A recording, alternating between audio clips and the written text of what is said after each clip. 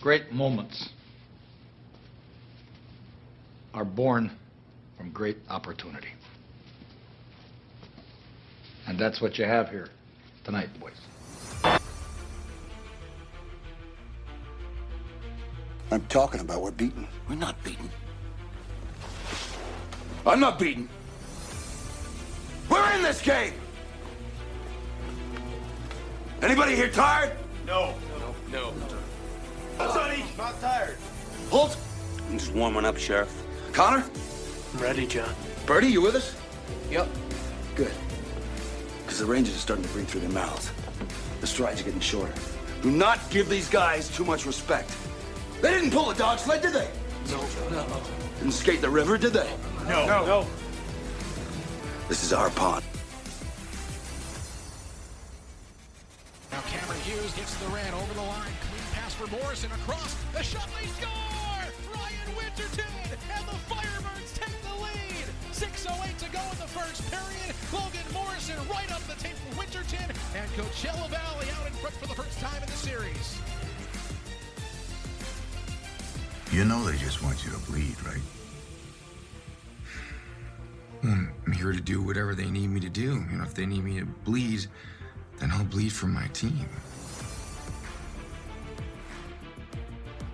Let's go. Pretty boy. Let's go. Introduce yourself. Jim. My name's also Jim. Problem solved. Thanks, James. Now, as far as serving the tendy goes, if they're shooting, you're getting your body in front of it. Everybody blocking shots. All you useless guys, blocking shots, bugging Appledorns. Now everybody knows the role. Eh, Sanguinet? Everyone knows the role. Everyone does their job. Yeah, so. For Parsonen, McCormick tries to jam it loose in front, comes to Del Gaizo, pass broken up, John Hayden coming in shorthanded, looking for the hat trick, Hayden's in, he scores! John Hayden, a shorthanded goal, the hat trick for Haynes, 1:57 left in the second period, and it's 5-1 Coachella Valley. I want to win that championship tonight, but I want to win it clean. Old-time hockey. Like when I got started, you know? Jeez, Toe Blake, Dick Clapper, Eddie Shore, those guys were the greats. Reg is our coach.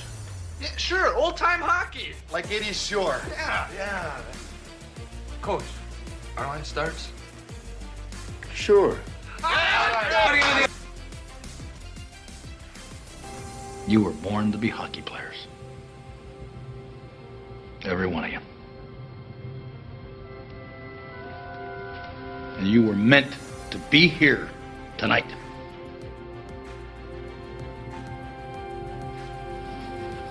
This is your time. Greetings, friends and Firebirds fans, and welcome to the Fire and Ice podcast presented by Desert Willow Golf Resort. Fire and Ice, the official podcast of your Coachella Valley Firebirds, play Firebirds, two-time defending Western Conference champions of the American Hockey League. Coming in from Palm Desert, California, Premier Nike Coco, double pad slide away from the Birds' home ice of Acrisure Arena. I'm your host, Judd Spicer, along with this bi-monthly endeavor across the Birds' third season of play. Also, again, have the privilege and the pleasure of serving as your Firebirds Insider. Those Firebirds Insider articles may be found online, as with all things CV Firebirds, at cvfirebirds.com. That's your hockey home and hub for everything, including tickets, merchandise, roster, community information. Again, get it all online at cvfirebirds.com. Per the presenting sponsor of this endeavor, Desert Willow Golf Resort, right here in sunny Palm Desert, California, just about 3.5 miles away from that Birds Barn of Acrisure Arena, home to the exceptional Mountain View and Fire Cliff courses, respectively, 36 awesome holes, in addition to the excellent and on-site Palm Desert Golf Academy. You know, I love a good segue. Make it a putt-to-puck day. tee it up over at Desert Willow, go take in a signature golf school or a one-day clinic over at the Academy, and then skate it on over to a Birds game at Acrisure Arena. Get those tee times online at desertwillow.com. Not alone on this episode of the Fire and Ice podcast. Making his interim. Mitchell Stevens Actually, let's going call to be it a joining double me here intro because we're going to get to our Firebirds freeze frame segment, bring you up on all things Firebirds in just a moment. From time to time, a couple notes here on the Fire and Ice podcast. And you know, friends, part of the heartbeat of what's made ice hockey such a success here in the desert, not just the banners hanging aloft in Acrisure Arena, all the success of the Firebirds in the first two seasons and now in season 3, but also what's going on at the adjacent and neighboring Burger Community Iceplex, home to all manner of skating, figure skating, adult hockey, of which I'm proud to be a part. Also the hub for the junior Firebirds, which is a real growing scene here, and not just at the Birds Barn, not just at the Iceplex, but really across the desert. These kids having a lot of success, but from time to time they do need some help. Hockey's an expensive sport. Got a couple things here I want to pass along, both for the 12 and under junior Firebirds girls team and also the 16 and under boys team, which kudos to those fellows because they have made it to the state championships taking place in San Jose later this month. Per the former, per that 12 and under team, there is a GoFundMe page set up. I think I'm just going to give you my email address. You want some more information on that, I'm happy to forward it to you, happy to send it to you. That's Judd Spicer. It's my name, Judd Spicer at gmail.com. Per the 16 and under, yeah, those fellows need some help getting their way to that state championship.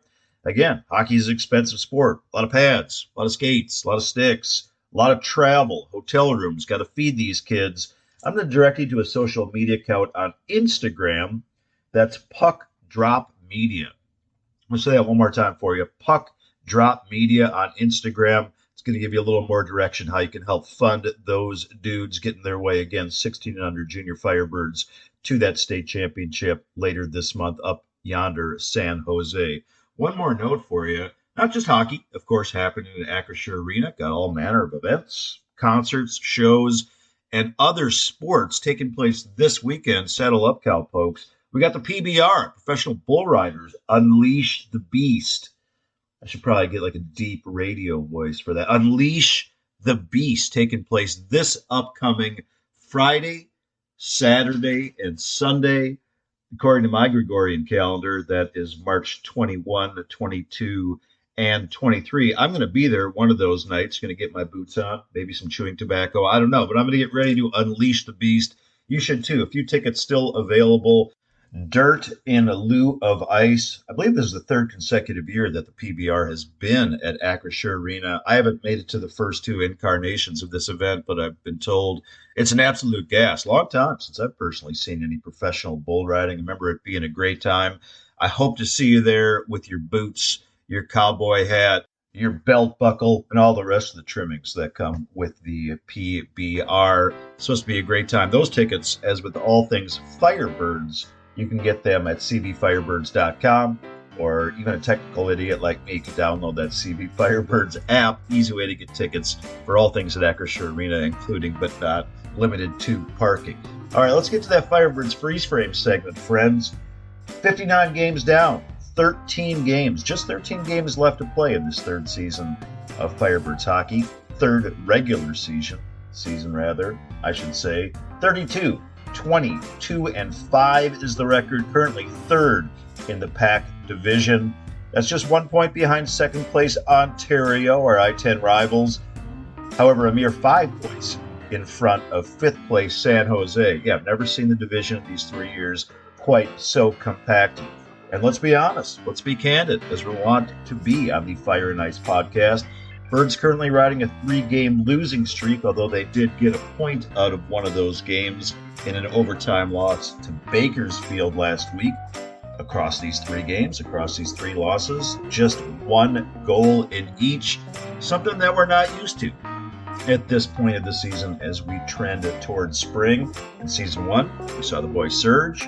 Last year, we saw a super surge toward the playoffs. This year is a little different animal.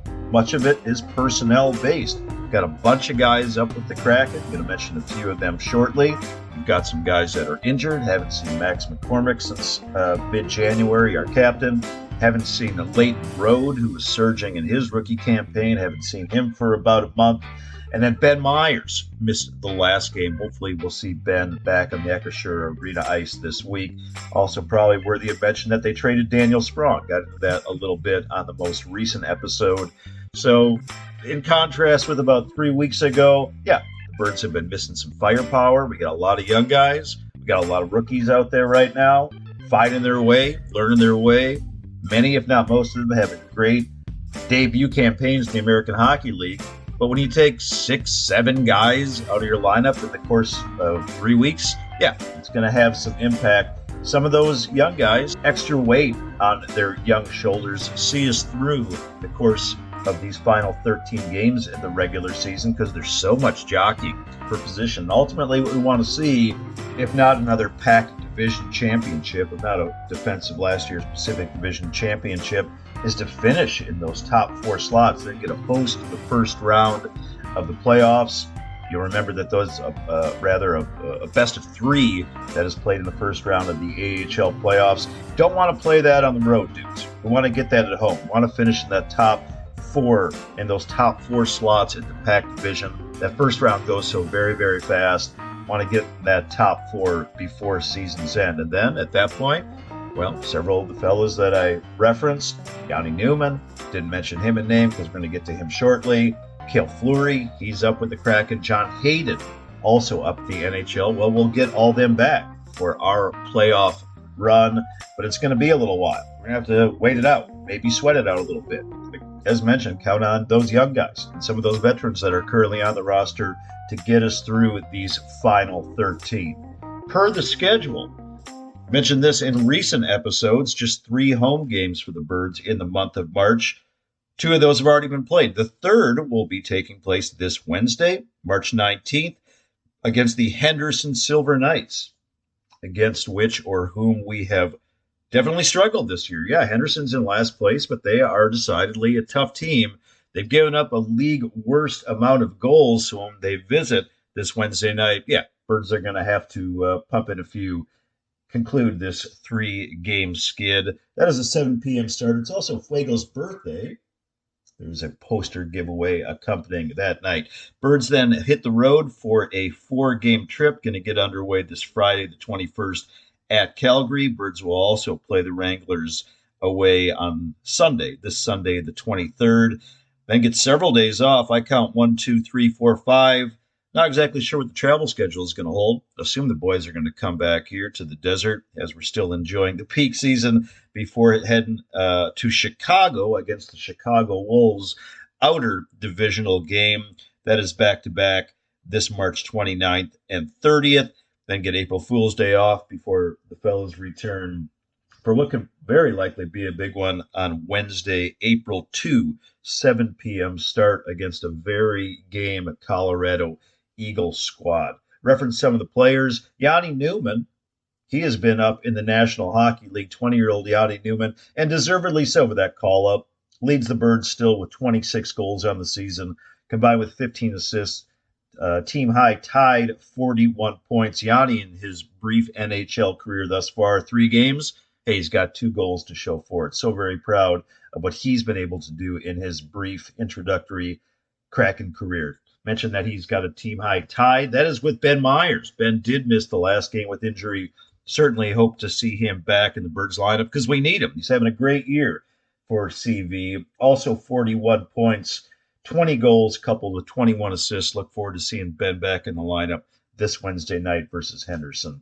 Logan Morrison, 35 points on the year, 12 goals, matched with 23 assists. And defenseman Max Lajoie with 32 points. He has 3 netters, matched with a team-high 29 assists thus far into the year. Per the netminders, Nike Coco, now 16-6-1 on the year, goals against of 2.39, save percentage of .910. All 3 of those metrics, tracking the top 15 in the American Hockey League. Alish Stejka. Alish been banged up a little bit. I trust we will see him back before season's end. Alish with a mark of 9-12-4, 2.99 goals against and a save percentage of .902. And Victor Ostman, rather. Sorry, Victor, I mispronounced your name. We haven't seen you that much. We've seen you twice. And in those appearances, you are 1-0-1 for the Swede. Goals against, he's been really solid. A flat 2.0 with a save percentage, also very, very good for Victor, of .922. All right, dudes, all that offered, all that prefaced. Let's get to this episode's visit with Birds forward Mitchell Stephens.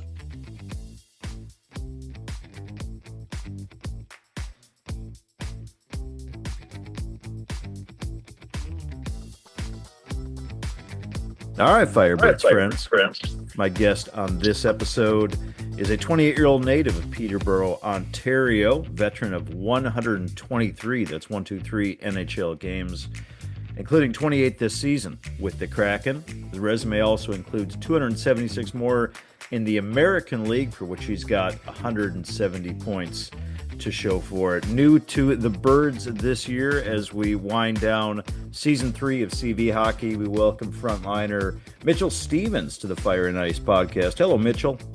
Hey, how you doing?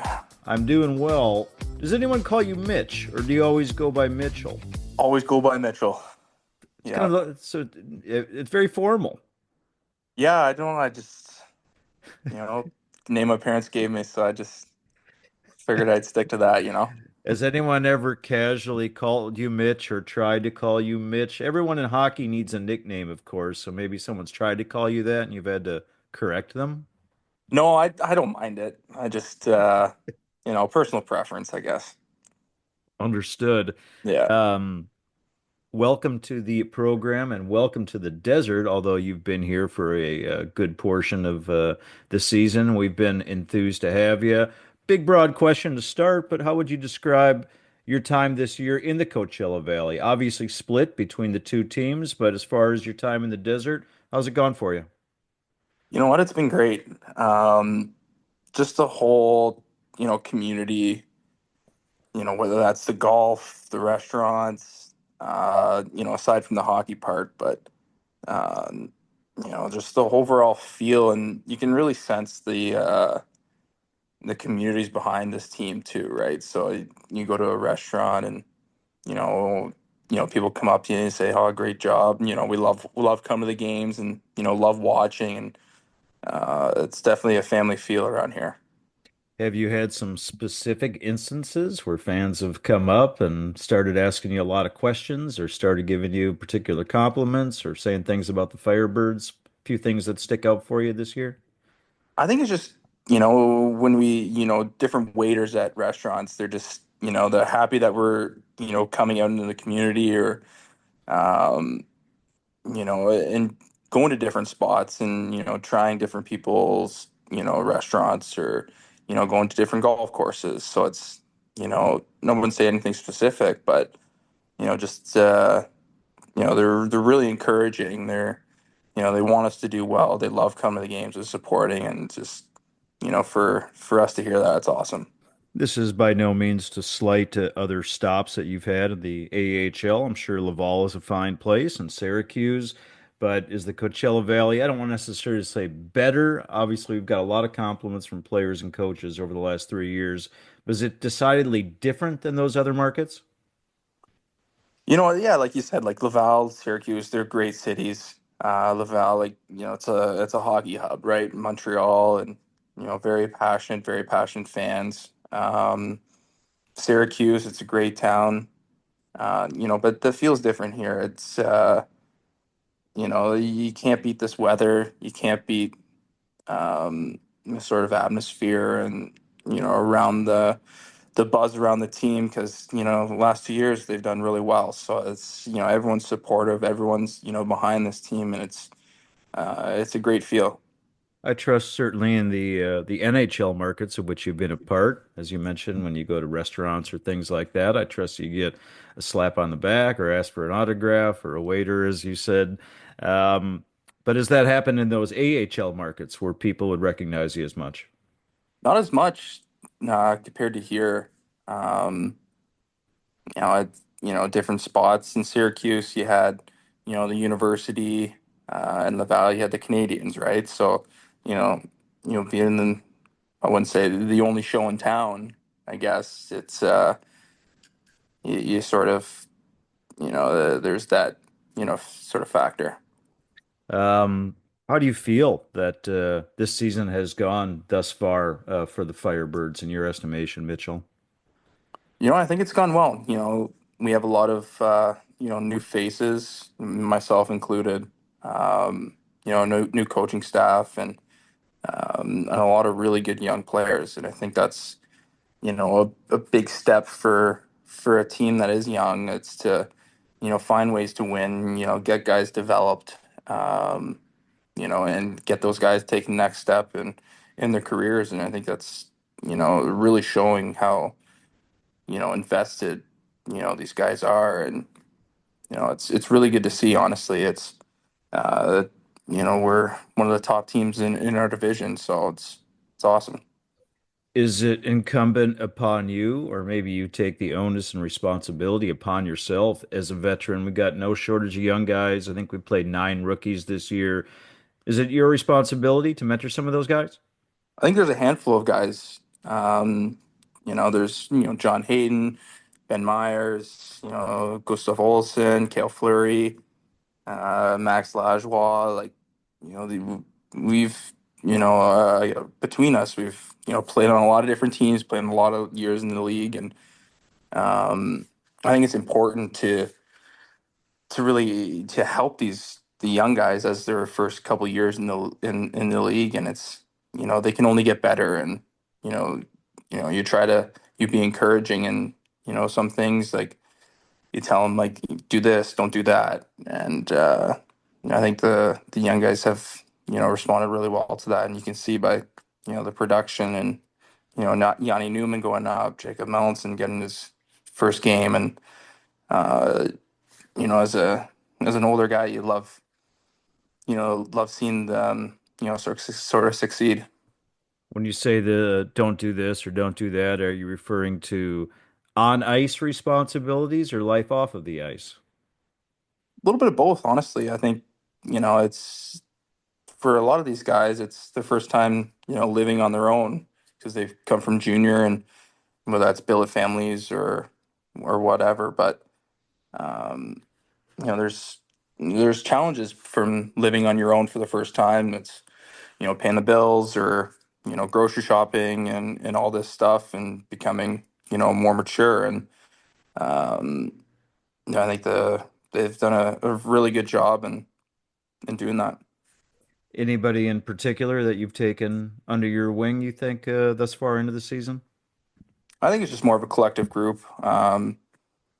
If guys had questions or try to help them out as much as you can. I think as the older group um, sort of come together. If guy needs help or you see someone asking questions, I think it's just a collective group just trying to help them you know get better, or whether it's if they need help with anything outside the rink.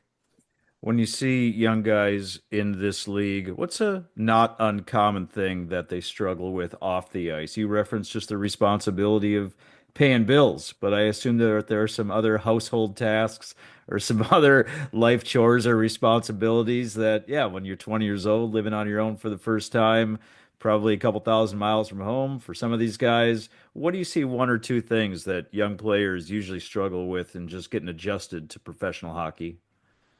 Well, for my own experience, would have been making sure the rent was paid on time, or like you had the electricity bill and all this stuff, and making sure that you're going to the grocery store so you have food, so you're not just racking up your Uber Eats bill.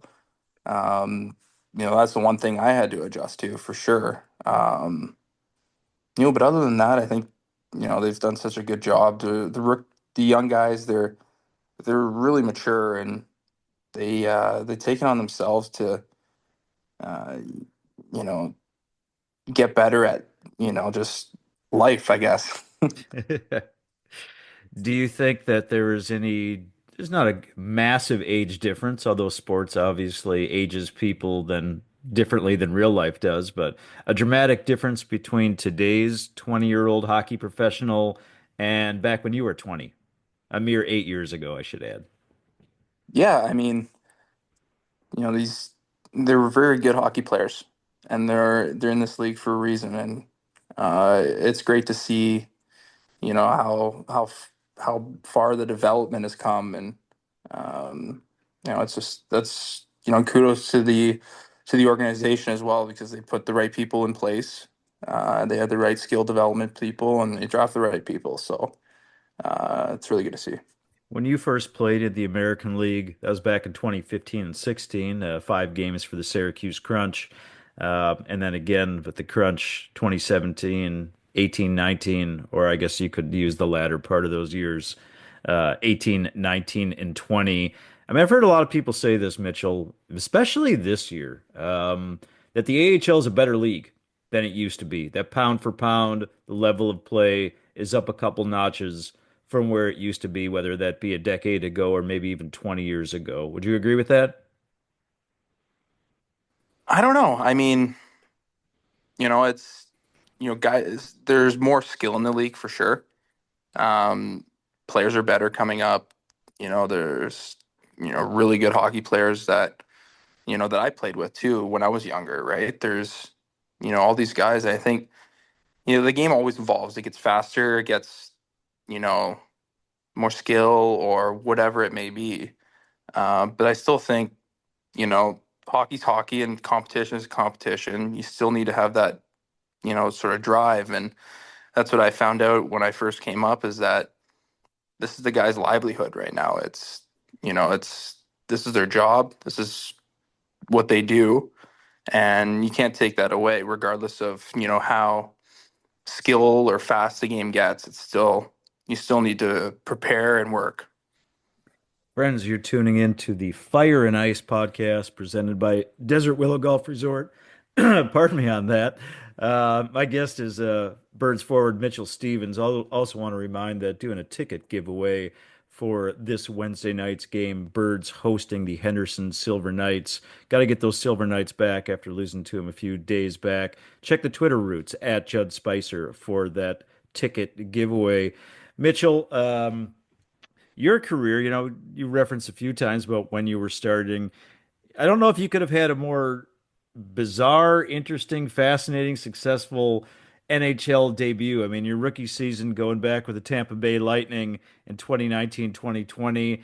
Not only did you get your name on the Stanley Cup, not only do you have a ring to show for those efforts, playing the regular season and, of course, the playoffs, but you also had it in the bubble.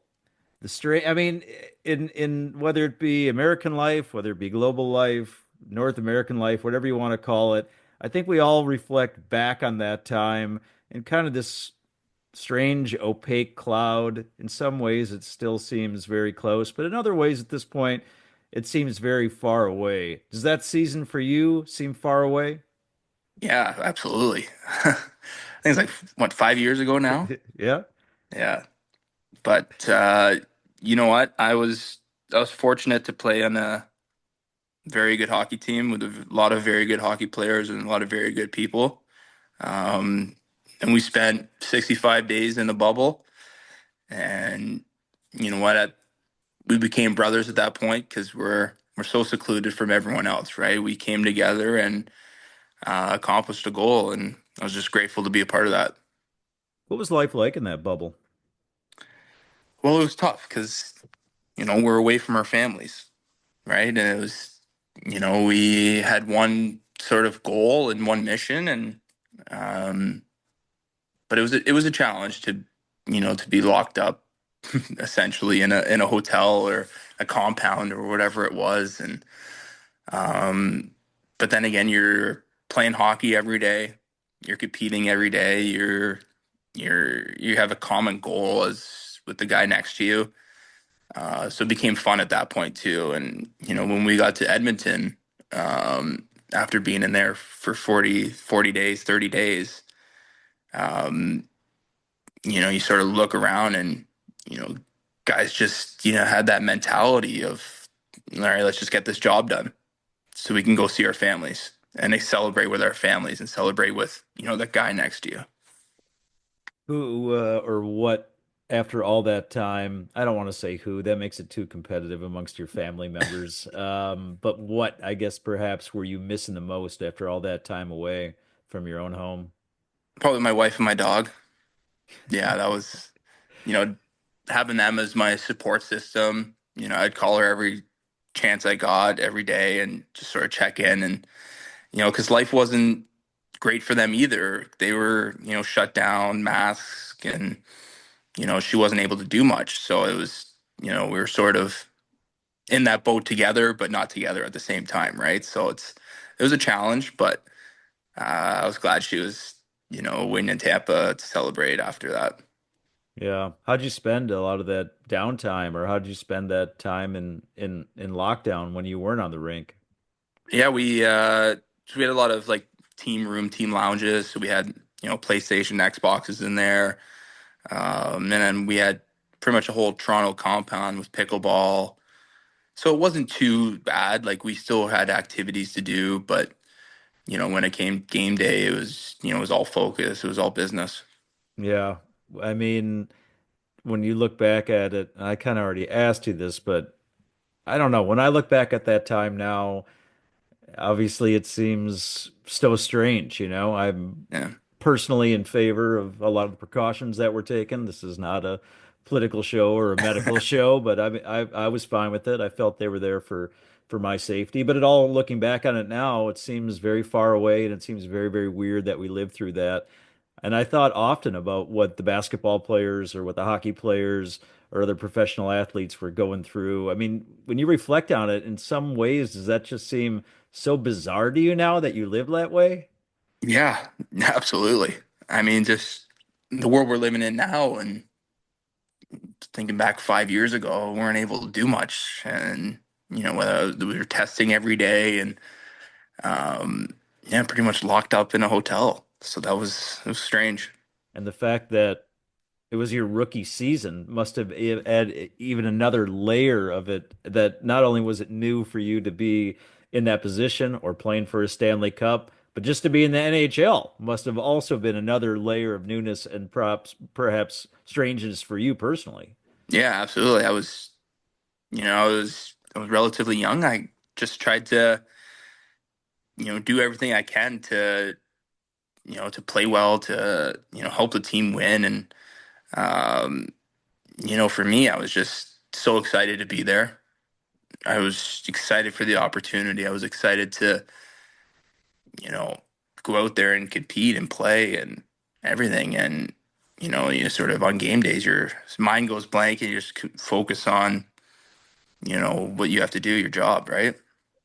In that bubble situation, probably an occasion where veterans really needed to step up, not just to help guys out with a pat on the back after a bad play or something like that, but to make sure that your wellness, your mental wellness, that everything was okay with you. Were the Tampa Bay veterans, were there a couple guys, several guys, a coaching staff that really made sure that you were doing all right during that bubble stretch? Yeah, absolutely.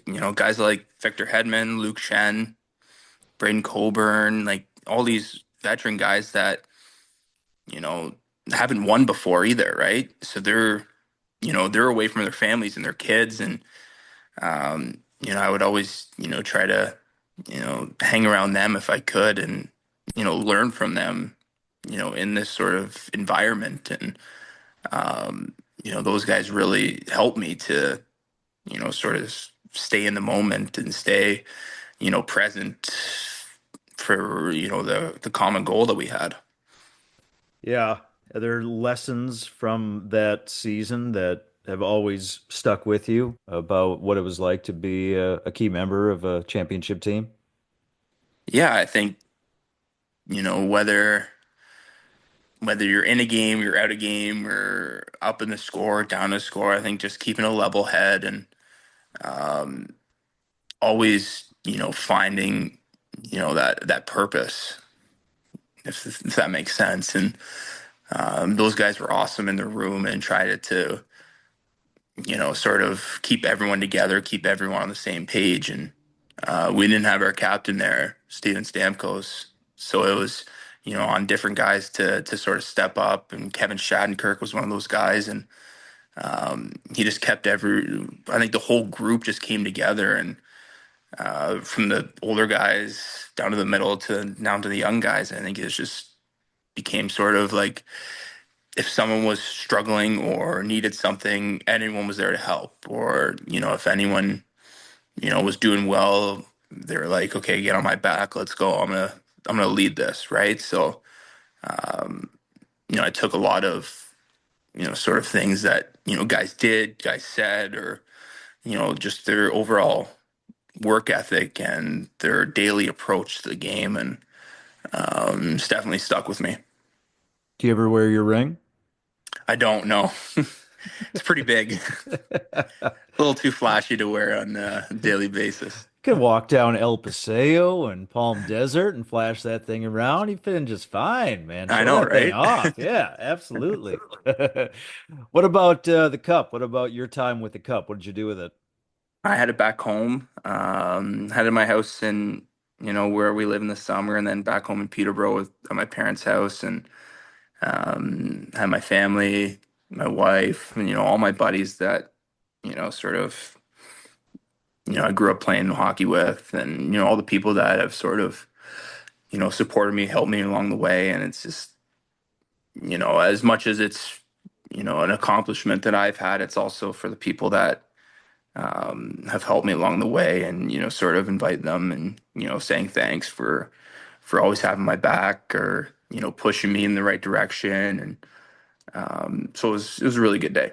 Know that sometimes, if not oftentimes, when a player brings the cup back to his hometown, that city council, somebody will set up a special day and a special presentation, make sure a lot of people get to see you, make sure a lot of people get to see the cup, touch the cup, take photos of the cup, take photos of you with the cup. Is that how the day was set up for you? No, because we No. were still, sort of in that Okay. shutdown mode. So it's, we took it on a boat in Peterborough. There's, one of the largest lock systems. So we went down the locks, and there's a bunch of people out, took some pictures, and there's a little bit of a community event, but not a lot of people. But I was just more grateful to share it with the people that, my people. You know what I mean? Sure. Have some of the young guys in the Firebirds ask you about that team and that Stanley Cup winning experience? Not really, no. It comes up every once in a while, but more so in the stories, and what so and so did, or how this guy helped me do that, or anything. But no, I'm just grateful for those 2 years there. Talked with some of the other Firebirds veterans in recent years. I remember asking Devin Shore this in particular. Devin, fine player. He's with the Minnesota Wild right now. Spent a lot of time in the NHL this season after a great year with the Birds last season. And I told him that candidly, whether it be fans or we media types, we sometimes look at players as puzzle pieces or chess pieces. Like, oh, Mitchell Stevens got called up. Mitchell Stevens was recalled. Mitchell Stevens got traded. Oh, he's on a different team. We forget, like, oh, Mitchell Stevens has a dog and a family and a wife that, like, actually care every minute of every day where he's moving, where he's Mhm. traveling to. For you, it sounds like, because you've referenced your family several times in this chat, that you're very close with your inner circle and that you've had the support along the way from these different stops in your hockey journey.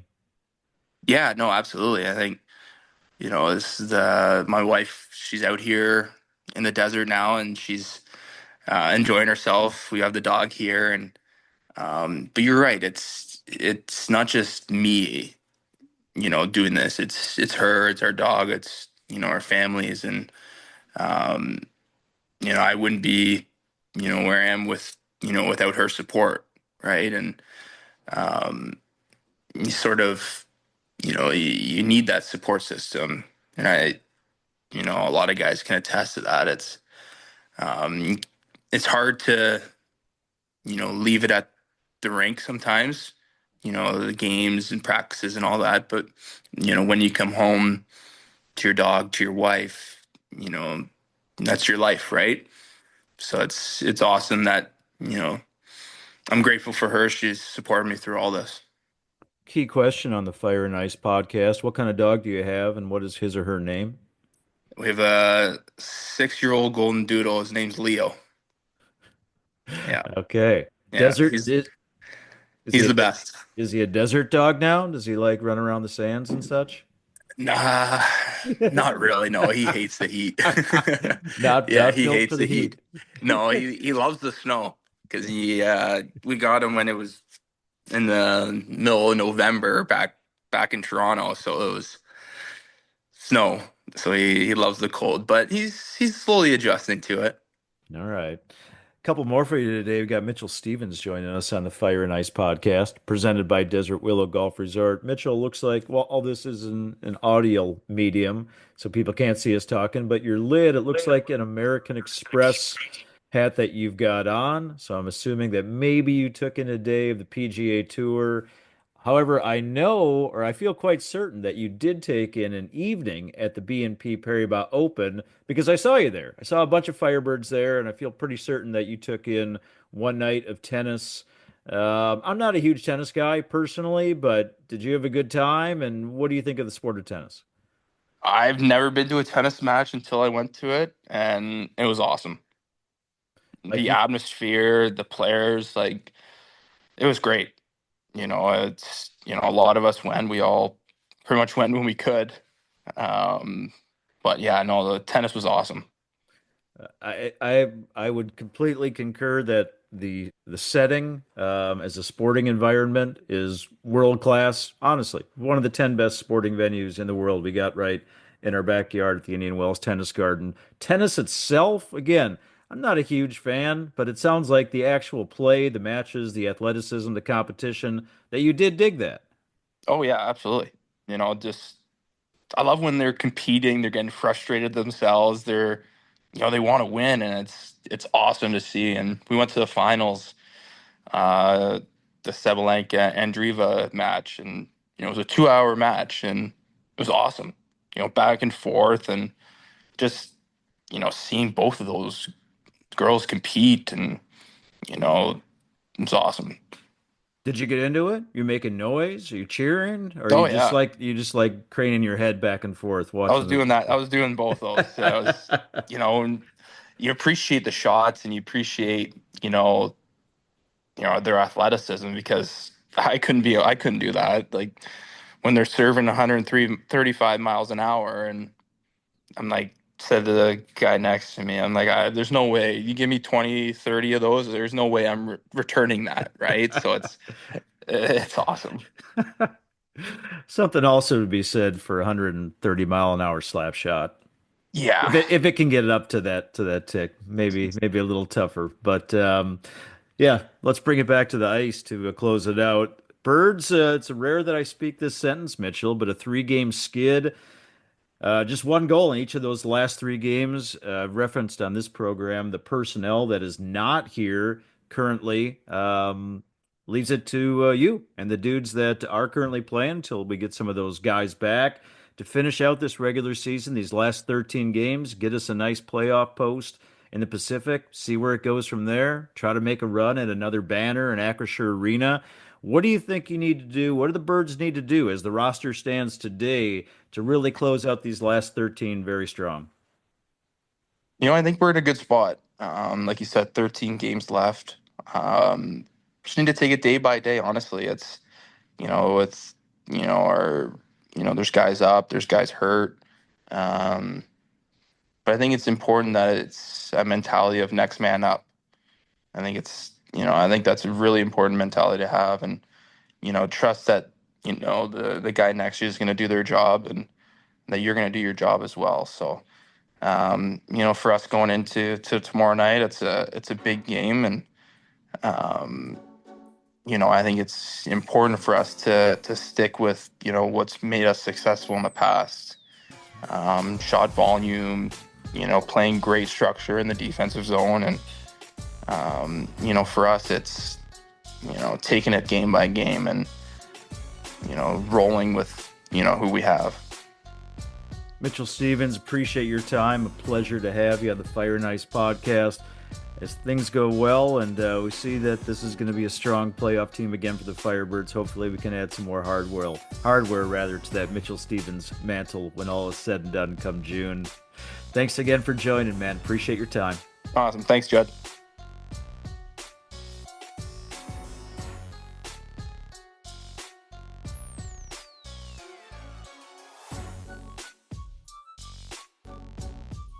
All right, Firebirds flock. It's going to wrap it up for this episode of the Fire and Ice podcast, presented by Desert Willow Golf Resort.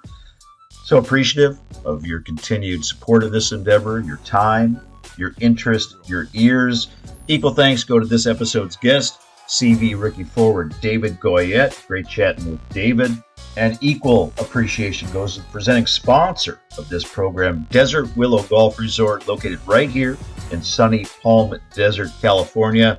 Go check out the Mountain View. Go check out the Firecliff course.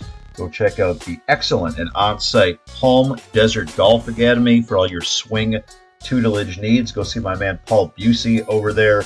Tee times made online at desertwillow.com. Again, just 3+ miles away from the Birds Barn of Acrisure Arena. Make it a great putt-to-puck day. You go tee it up over at DW and skate it on over from Cook. Hook it over to Varner, and bang, you're right there at Acrisure Arena to take in a Birds game. A couple re-mentions, a couple things that I offered at the onset of this episode. The Junior Firebirds, surging and thriving Junior Firebirds program. Yeah, they need some support. We got the 12 and under girls team with the GoFundMe page. Again, if you want some more information on that, feel free to email me at juddspicer@gmail.com. That's my name, juddspicer@gmail.com. Be happy to forward you that information. And then the Junior Firebirds 16 and under boys squad, looking to get to that state championship. Well, they made it to the state championships taking place later this month in San Jose, but they're looking to get a little support. Hockey's expensive, a lot of cost, a lot of travel. I want to direct you to Puck Drop Media over at Instagram. That's going to direct you to how you can help fund these dudes to make their way, all of them, to get the entire roster up there to that 16 and under state championship. Kudos to those young dudes and all the Junior Firebirds for having such success with this program in such a short time.